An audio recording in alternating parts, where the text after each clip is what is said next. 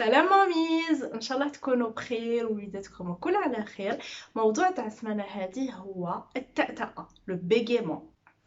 وش هو لو بيغيمون ولا التأتأة؟ هو اضطراب في الكلام والتواصل يمس لو ريتم، لا فلويديتي و لو ديبي تاع لا بارول. يعني هنا طلاقة الكلام ما تكونش مليحة. كيفاش تكون الحاجة هذه؟ تكون عن طريق التكرار أو تطويل بعض الأصوات، في بعض الأحيان المقاطع أو حتى الكلمات لا إراديا. وفي بعض الأحيان نلاحظ أن المتأتئين يتوقفوا على الكلام هكا سوبيتمون لا إراديا في وسط الجملة اللي قاعدين يحضروا فيها.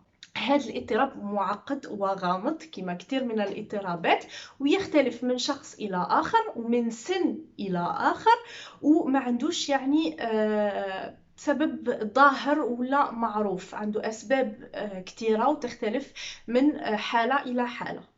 Alors, il faut savoir بلي كاين تصنيفات ياسر للتأتأة وأنواعها. راح نعطيكم أولا تصنيف حسب مختصين الأورتوفونيين ومختصين التصويت، يعني من ناحية الصوت فقط.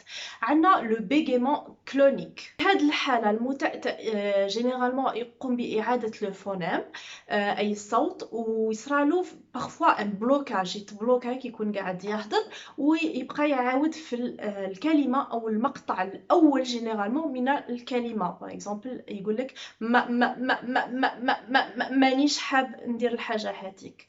وعندنا دوزيامون لو بيغيمون تونيك. هنايا المتأتأ يصير البلوكاج في الكلمة كاملة، يعني يبقى يعاود الكلمة لمدة أطول. يقول باغ اكزومبل مانيش حاب نروح للبلاصة هذيك. وثالثا عندنا لو بيغيمون تونيكو كلونيك، اللي هو مزيج بين الانواع الاثنين اللي فاتوا.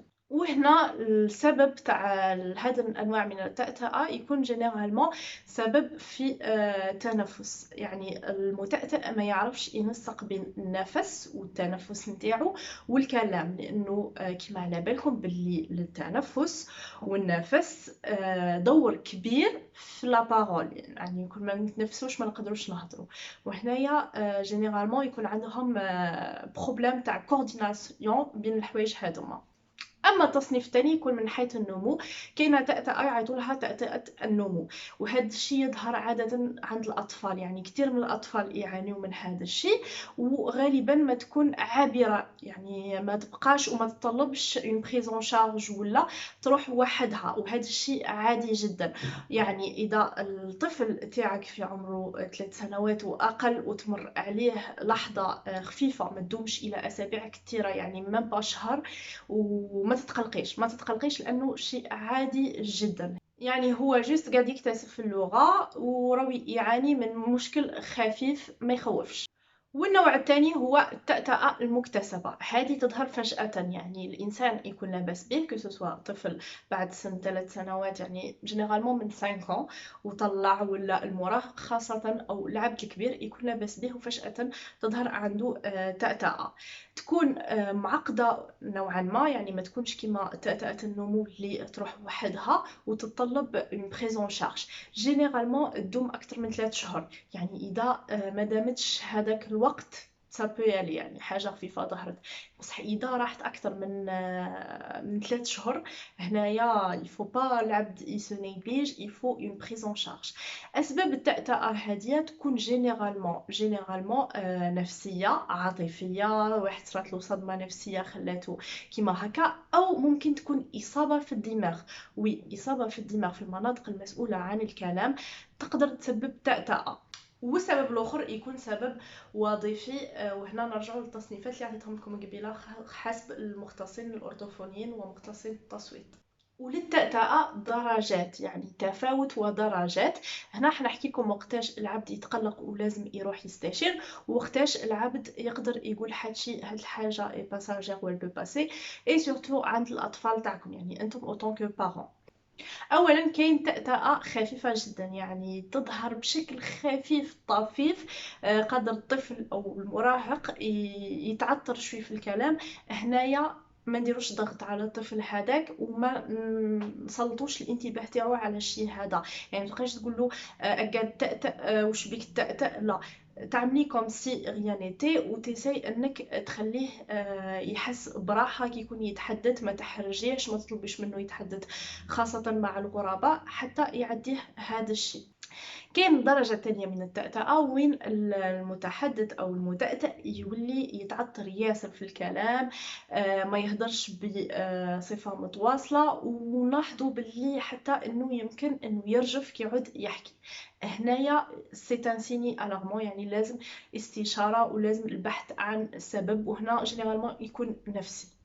الدرجة الثالثة تكون التأتأة واضحة تماما وحتى تكون انها قوية، والمتأتأ نحسوه باللي إلي مالالاز كي يعود يحكي، يعود يرجف، يتعرق، يكلينيو دي زيو. هذا سي ان غران سيني عند لي زونفون اللي يخلينا نعرفوا باللي هاد الحالة لازم لها استشارة. كي يعود يحكي يكليني دي زيو، يحكي ويدير كيما هكا ويرجف. هنا il faut pas négliger، il faut consulter. حتى ان نلاحظوا انقطاع في النفس، يعني ويهضر يقول لك اني حاب نخرج. هنا وي كرويمون سي ان بو سا. هنا il n'arrive pas à maîtriser la respiration تاعو، بصح في كي يكون يلعب ويجري لا ميتريز نورمال، يعني ماشي البروبليم بالريسبيراتوار يكونوا عنده دي زاميدال ولا يكون مريض، نو يكون تو افي نورمال، بصح في وقت الكلام يولي عنده انقطاع في النفس هذاك. حتى انه المتأتئ وجينيرالمون المتأتئين ما يتأتئوش كي يكونوا يغنيو، لانه الغناء يتطلب قدرات اخرى من الجهاز العصبي اللي تختلف عن الكلام. وي ماشي كي نغنيو ماشي كيما نهضروا، الجزء المسؤول عن الكلام غير الجزء المسؤول عن الغناء في المخ. الدرجة الرابعة الي بيغ. هنا المتأتأ يولي يرفض تماما الكلام، ما يحبش يهضر، يولي غير ساكت ويتخوف من اي حاجة اسمها كلام، يعني حتى مع والديه، حتى مع الناس اللي يرتاح معاهم. وهنا il faut pas hésiter، il faut une consultation. التكفل تاع التأتأة يكون حسب العمر وحسب السبب، يعني ماشي كيما عند الطفل كيما عند المراهق، وماشي كيما عند الكبير. مثلا كيما قلنا الأطفال التأتأة ما نخافوش منها، خاصة في سن بداية الكلام، جينيرالمون من عامين حتى 3 سنين 4 سنين. هنا نقدروا نشوفوا باللي راح تكون عابره، جينيرالمون تكون عابره، يعني كاين حالات قصوى بصح جينيرالمون تكون عابره.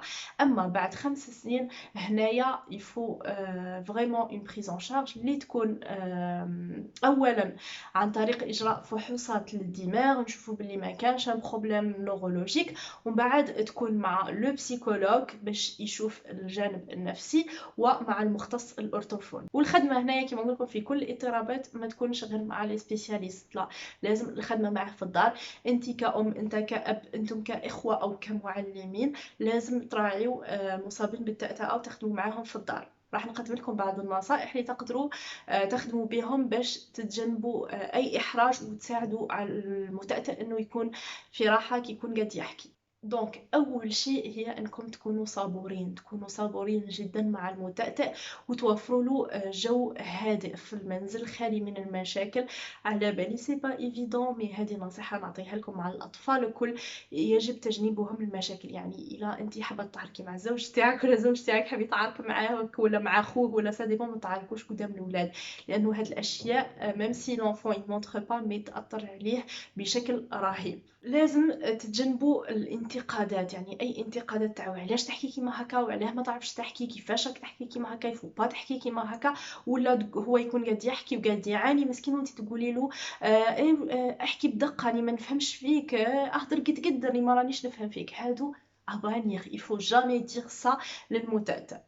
يعني ما نسلطوش الاهتمام تاعو كتير على هذا الشيء. وي يفو كيل سوا كونسيون بوش راهو صاريلو، بصح سون ترو ان فير، يعني ديك التصحيحات الزايده تاع الكلام تاعو والتسليط الضوء الزائد يجب تجنب هذا الشيء بتاتا. الشيء الاخر لازم نتجنبوا احراجه وخاصة المعلمات. نوجه لكم هذه الرسالة، جامي تطلبي من التلميذ تاعك اللي يعاني من التأتأة انه يتحدث بصوت عالي وقدام الناس متجمعين. وحتى في البيت ولا البراء انتو كيف ما تطلبوش منه انه يهدر قدام الناس ما يعرفهمش وما يحسش براحة معاهم، وخاصة بصوت عالي. يعني اذا جا يحكي معاك بصوت هادئ قدام الناس لازم عليك تهطي اسها تسمعي له واش راه يحكي، وما تقولوش لا طلع صوتك ما رانيش نسمع فيك. في طريقة الكلام تاعكم مع المتأتين لازم تهضروا بطريقة هادئة وبطيئة، ما تزربوش ياسر لانه هاد الحاجة قادرة تسبب لهم احباط ليهم،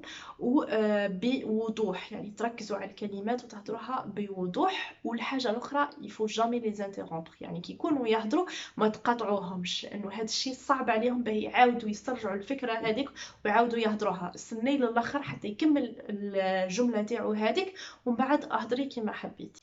الشيء الآخر اللي ننبه عليه في هذا الاضطراب ولا في الاضطرابات الأخرى أو حتى عند الأطفال العاديين اللي قاعدين يكتسبوا اللغة هو التواصل البصري. كي تكونوا تحكيوا مع ولادكم وخاصة المتأتئين لازم تستعملوا التواصل البصري، يعني تخزري عينك في عينه وتهضري معه، ماشي تكوني تعملي في حاجة تغسلي في الماعن ولا طيبي في الغداء وتهضري. parfois ça arrive mais il faut plus نكونوا في تواصل بصري مع الاطفال كي نهضروا معاهم كو نكونوا نديروا في حاجه واحده اخرى. الشيء الاخر اللي ننبه عليه اشاك فوا وزيد ننبه عليه هو عدم المقارنه. جامي تقولي له شوف معاك خوك كيف ما يهضر، شوف معاك جارك كيف ما يهضر ولا صاحبك كيف ما يهضر، ما تقارنيه مع حتى واحد لانه هذا الشيء ينقص من التقدير الذات تاعو لنفسه ويأثر عليه. والشيء الاخر وكنت ذكرته هو العمل معه في البيت، التدريب معه في البيت. المختص الارطفولي او النفسي راح يعطيك ارشادات، راح يفهمك ويعطيك دي زيكزارسيس اللي تقدري تخدميهم معاه في الدار، ولازم يوميا القيام بهذه التدريبات. اما عند المراهقين والكبار كيف اول حاجه هي القيام بالتيست نورولوجيك عند النورولوج باه نشوفوا باللي ما كانش اصابات عضويه على مستوى الدماغ. كي نتاكدوا من هذا الشيء نروحوا للجانب النفسي اللي جينيرالمون يكون لا كوز تاع هذا الشيء ونخدموا عليه. وهنا العمل الكبير يكون على تقوية وتحسين تقييم الذات وثقة النفس تاع الاشخاص هذوما. كاين هنا واحد المثال عطاتو لنا البروف تاعنا كانت قرينا في الجامعه الاستاذه عويجيه، جو سي با بيتيتر ان جور با تروفي مي فيديو نقولها بارك الله فيك على كل معلومه عطيتيها لنا.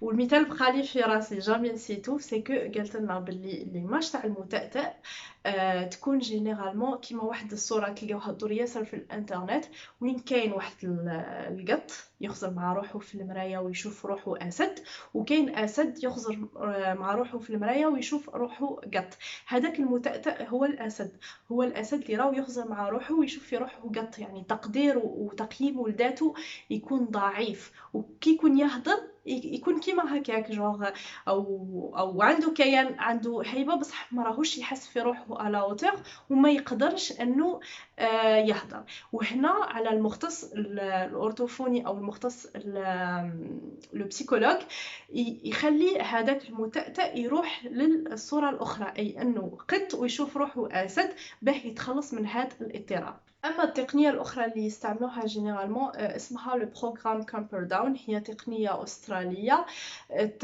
تساعد المتأتئ على تحسين كلامه. هاد لا تكنيك نستعملوها جينيرالمون ا بارتير دو 13 ans 13 سنه وطلع. هنا العمل يكون على شده وسرعه الكلام، اي لو ديبي اي لو ريتم تاع لا بارول. هنا كاين مستويات ياسر اي دي نيفو ياسر. نطلبوا من المتأتئ انه اول شيء يحكي ببطء تام، يعني كيما احنا العنان جينيرالمون تقولوا له تحكيو ببطء سي بيان، جونغ يحكي دوغا دوغا دوغا دوغا دوغا دوغا. اي اشاك فوا كل ما يحسن من الكلام تاعو ويعود ما يتأتأش في البطء هذاك نزيدو نسرعوا له شويه، ومن بعد كي نشوفوه تحسن نزيدو نسرعوا له اكثر حتى يولي يحكي ويرجع يحكي نورمال. لو برينسيپ الثاني تاع هذه التقنيه هي لوتو ايكوت، يعني تسميع الذات. يسمع روحه كيفاش يحكي، تكون هذا الشيء عن طريق التسجيل، يعمل تسجيل صوتي او فيديو باش يشوف روحه كيفاش يهضر، لانه هذا الشيء يساعد جينيرالمون. وهذه انا جميع الاضطرابات بريسك. لو بروبليم، لو غون بروبليم سي كو الانسان هذاك ما راهوش واعي تماما، ما عندوش صوره ذهنيه او صوره سمعيه على واش قاعد يهضر وين قاعد يخطا. هنا كي يتعود انه يسمع روحه راح يعرف وين راهو قاعد يخطا وراح يعمل على تحسين الخطا هذاك. اما في حاله انه الاضطراب يكون له سبب عضوي يعني اصابه في الدماغ، هنايا تطلب تدخل الاطباء في ادويه، في تقنيات اخرى يستعملوها، ومن بعد اون بريز اون شارج من عند لو بسيكولوج اي لورتوفونيست تاعنا، وين حيخدم ايضا على التنفس، الاسترخاء، وعلى اعاده تاهيل الكلام اون كيلكو سورت. هنا جينيرالمون الاصابات هادو يكونوا عند الكبار في السن او دو ان اكسيدون دو فواتور، ولا واحد يطيح على راسو. دونك بي كيرفول. هذا كان كل شيء يخص هذا الاضطراب. نتمنى اني نكون فدتكم ولو بالقليل، ونكون وضحت لكم نوعا ما هذا الاضطراب باش يزول المخاوف تاع الامهات. سي با توجور ايفيدون ونخافوا على اولادنا، مي كيما قلت لكم افون 5 ما نتحيروش ياسر لانها جينيرالمون ما تكون عابره.